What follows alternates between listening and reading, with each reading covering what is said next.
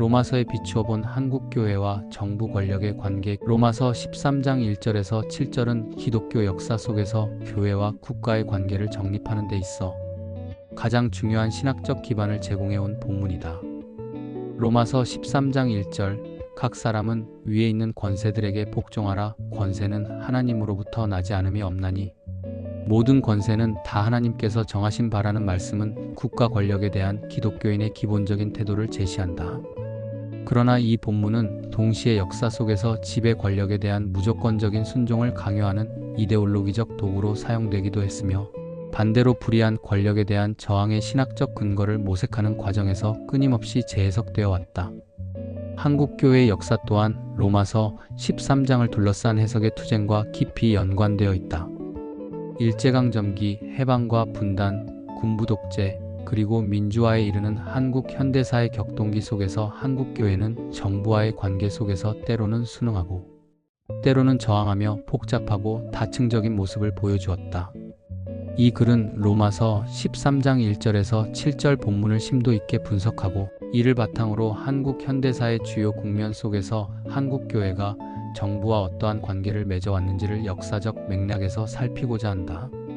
이를 통해 작금에 벌어지고 있는 정권과 교회 사이에 벌어진 갈등에 대한 성도들의 올바른 대처와 한국교회가 나아가야 할 바람직한 국가관에 대한 신학적, 실천적 함의를 모색하고자 한다. 첫째, 로마서 13장 1절에서 7절까지의 신학적 이해는 권세의 기원과 역할에 관한 것이다. 사도 바울이 로마서를 기록할 당시 로마 교회 성도들은 로마 제국이라는 거대한 세속 권력 아래에서 신앙 공동체를 이루고 있었다. 황제 숭배를 강요하고 기독교인들을 박해하기도 했던 로마 제국 안에서 기독교인들이 국가 권력을 어떻게 이해하고 어떤 태도를 취해야 하는가는 매우 중요한 실천적 문제였다. 1절에서 2절까지 해서 모든 권세는 하나님으로부터 난다 주장했다.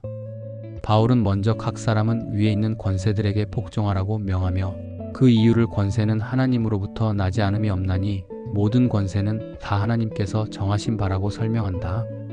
이는 국가 권력의 궁극적인 기원이 하나님께 있음을 선언하는 것이다. 따라서 권세를 거스르는 것은 하나님의 명을 거스르는 것이며 이는 심판을 자초하는 행위라고 경고한다. 이 구절은 국가의 존재 자체를 긍정하고 사회 질서 유지를 위한 통치자의 역할을 인정하는 것으로 해석된다.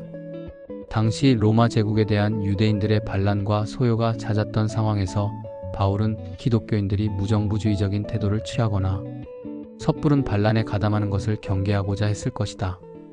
3절에서 5절까지 해서 국가 권력의 역할을 선을 장려하고 악을 징벌함에 있다고 사도는 주장한다. 바울은 국가 권력의 정당성과 역할을 보다 구체적으로 설명했다. 통치자, 즉 다스리는 자들은 선한 일에 대하여 두려움이 되지 않고 악한 일에 대하여 두려움이 된다고 말한다. 선을 행하는 자는 권세자로부터 칭찬을 받겠지만 악을 행하는 자는 두려워해야 한다.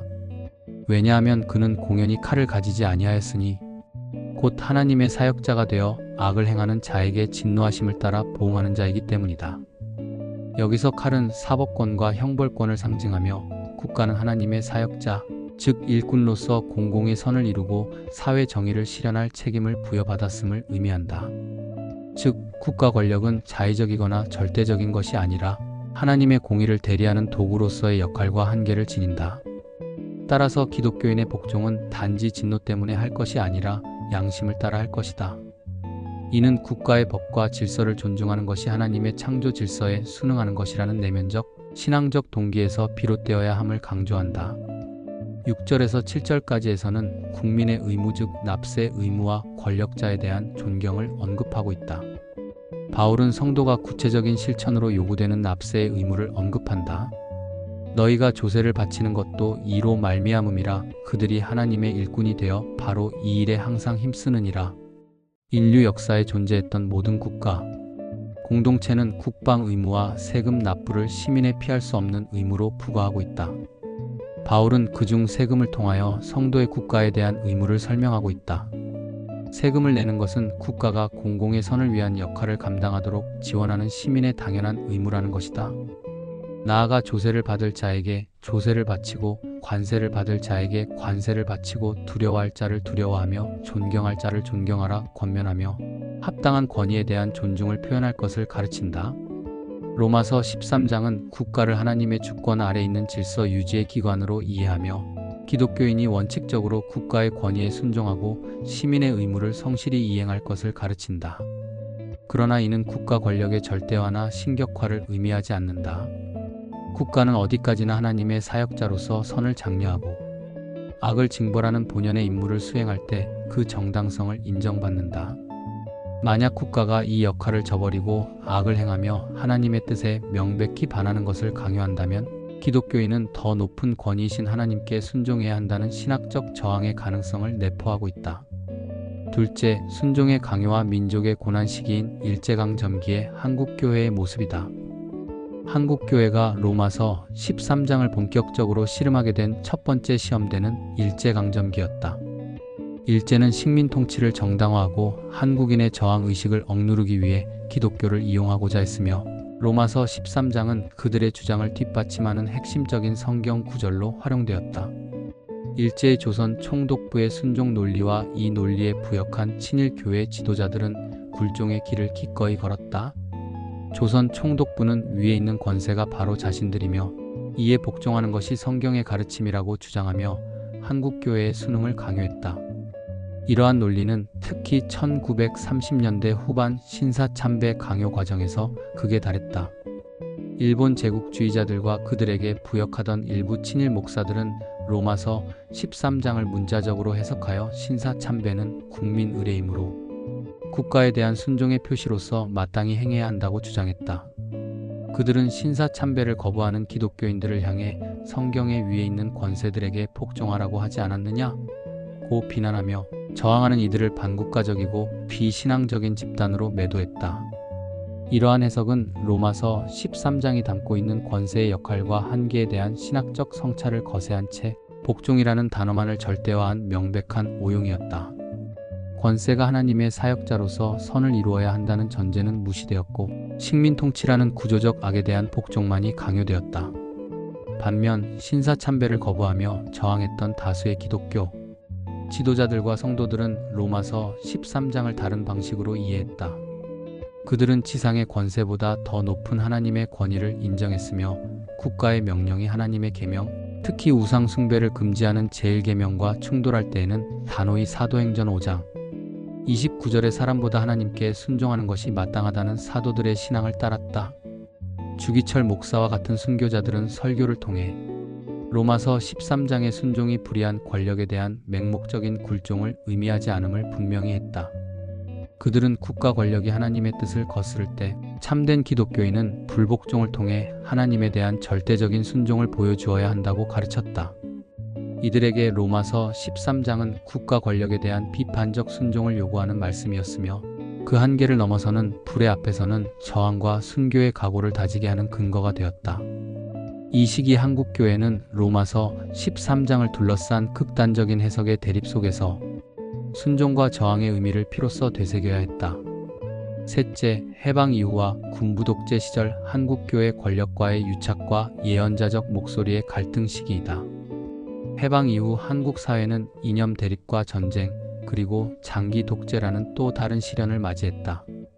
이 시기 한국교회와 정부의 관계는 협력과 갈등이라는 두 얼굴을 동시에 지니게 되었으며 로마서 13장에 대한 해석 또한 복잡한 양상을 띠었다. 해방 후 수립된 이승만 정부는 기독교와 매우 긴밀한 관계를 맺었다. 기독교인이었던 이승만 대통령은 정부의 요직에 기독교인들을 대거 등용했으며 대한민국을 기독교 국가의 이상 위에 세우고자 했다. 이러한 상황 속에서 다수의 한국교회 지도자들은 이승만 정부를 하나님이 세우신 권세로 여기며 적극적으로 지지하고 협력했다. 이들에게 로마서 13장은 정권의 정당성을 신학적으로 뒷받침하는 강력한 논거가 되었다. 특히 냉전 시대에 첨예한 이념 대립 속에서 반공은 교회와 국가가 공유하는 최고의 가치가 되었다. 공산주의는 사탄의 세력으로 규정되었고 반공 정권에 순종하고 협력하는 것은 신앙적인 의무로 여겨졌다. 이러한 분위기 속에서 정권의 비리와 독재에 대한 비판적인 목소리는 용공으로 매도되기 쉬웠고 교회는 예언자적 사명을 감당하는 데 어려움을 겪었다. 4.19 혁명이라는 잠깐의 민주화 시기 이후 박정희, 전두환으로 이어지는 군부 독재 시절 하에서 교회는 이미 기득권으로 자리하고 있었다. 로마서 13장은 또다시 지배 권력에 대한 순종을 강요하는 도구로 사용되었다. 유신 독재와 오공 군사 정권은 비상계엄과 인권 탄압을 자행하면서도 교회에 대해서는 국가 안보와 사회 안정을 위해 정부에 협력할 것을 요구했다. 일부 보수적인 기득권화된 교회 지도자들은 국가 조찬 기도회 등을 통해 정권에 협력하며 로마서 13장을 근거로 사회 참여나 정치 비판을 삼가야 한다고 설교했다. 그러나 다른 한편에서는 군부 독재의 불의와 인권, 유린에 맞서 민주화 운동에 헌신하는 교회와 기독교인들이 있었다. 한국기독교 장로회를 비롯한 진보적인 교단과 정의사회 구현단 같은 소수의 카톨릭 교회 단체들은 독재 정권이 로마서 13장의 하나님의 사역자로서의 역할을 저버렸다고 비판했다. 그들은 권력의 시녀가 되기를 거부하고 고난받는 이들의 편에 서서 예언자적 목소리를 내는 것이 교회의 사명이라고 믿었다. 이들은 로마서 13장을 요한계시록 13장에 등장하는 짐승의 권세와 대조하며 국가 권력이 하나님의 뜻을 거스를 때에는 저항해야 할 대상이 될 수 있음을 역설했다. 이들의 소리는 광야의 예언자의 목소리로 많은 뜻 있는 젊은이들을 깨웠다. 1970, 80년대 민주화 운동 과정에서 한국교회는 로마서 13장에 대한 상반된 해석을 통해 보수와 진보로 나뉘어 갈등하면서도 사회 변혁에 중요한 동력을 제공했다. 넷째, 민주화 이후의 도전과 과제, 새로운 관계의 모색. 1987년 6월 민주항쟁을 기점으로 한국 사회는 민주화를 이루었고 교회와 정부의 관계 또한 새로운 국면을 맞이했다. 과거와 같은 노골적인 탄압이나 권력과의 유착관계는 상당 부분 해소되었지만 한국교회는 여전히 정부와의 관계 속에서 새로운 도전과 과제에 직면하고 있다. 민주화된 사회에서 국가는 더 이상 억압적인 통치의 주체가 아닌 다양한 가치와 이해관계를 조정하는 역할을 담당해야 한다. 이러한 상황에서 한국교회는 정부에 대해 어떤 목소리를 내야 하는가에 대한 새로운 고민에 직면했다. 보수와 진보 진영의 정치적 입장에 따라 특정 정당이나 정책을 지지 또는 반대하며 사회적 갈등의 중심에 서는 경우도 빈번해졌다. 로마서 13장이 가르치는 선한 일과 악한 일의 기준이 무엇인지, 그리고 교회가 공적인 영역에서 어떠한 방식으로 사회 정의에 기여해야 하는지에 대한 신학적 합의가 부족한 상황이다. 일부 교회는 여전히 정교 분리를 명분으로 사회적 책임에 소극적인 태도를 보이는 반면 다른 일부는 지나치게 정치 이념의 경도됨을 넘어 스스로 극우적 정치 세력이 되었다. 이들의 행동은 건강한 시민들의 눈살을 찌푸리게 하며 더불어 이들의 설교와 행동은 복음의 본질을 왜곡한다는 비판을 받고 있다. 로마서 13장은 기독교인이 이중 국적자임을 상기시킨다. 우리는 하나님 나라의 백성이지만 동시에 이 땅의 세속 국가에 속한 시민이다. 따라서 교회는 정부와 대립하거나 유착하는 관계를 넘어 건강한 시민 사회의 일원으로서 국가가 하나님의 사역자로서의 역할을 잘 감당하도록 감시하고 협력하며 대안을 제시하는 책임을 지닌다. 이는 정부의 정책에 대해 무조건적으로 순응하거나 맹목적으로 비판하는 것이 아니라 성경적 가치에 근거하여 공공선을 증진시키기 위해 노력하는 것을 의미한다. 가난하고 소외된 이들을 돌보고 사회적 약자의 인권을 옹호하며 평화와 정의를 세우는 일에 적극적으로 참여함으로써 교회는 정부를 선한 길로 이끄는 빛과 소금의 역할을 감당해야 한다. 로마서 13장이 요구하는 순종은 궁극적으로 하나님의 통치가 이 땅에 이루어지도록 책임이 있는 천국 시민으로 서의 역할을 다하라는 하나님의 명령으로 이해되어야 한다. 결론적으로 로마서 13장 1절에서 7절까지는 한국교회와 정부의 관계를 비추는 거울과 같다. 이 본문이 어떻게 해석되고 적용되었는가를 살펴보는 것은 곧 한국교회가 시대의 권력 앞에서 어떤 신앙적 결단을 내려왔는지를 되돌아보는 과정이다. 일제강점기에는 신앙의 순수성을 지키기 위한 저항의 근거로, 해방과 독재 시대에는 권력과의 관계 설정에 따라 순종과 비판의 논리로 각기 다르게 사용되었다.